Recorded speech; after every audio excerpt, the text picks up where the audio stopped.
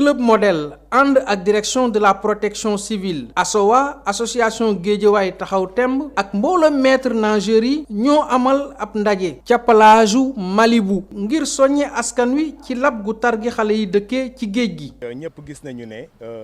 at bi ñu nekk nii wax dëgg yàlla dafa bëri ay xale yu ñàkk seen bakkan lool sax ci plage bi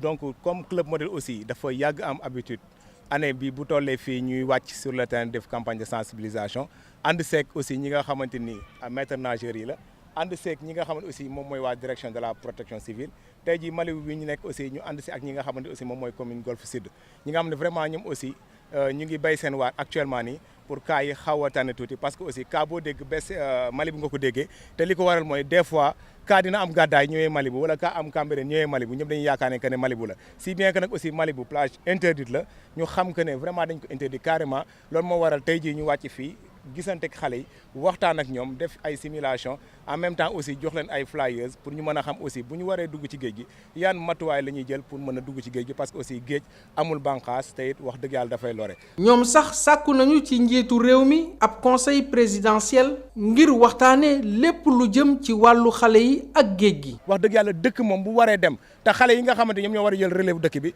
ndox bi mu ngi leen di jël. parce que tamit boo xoolee ba xool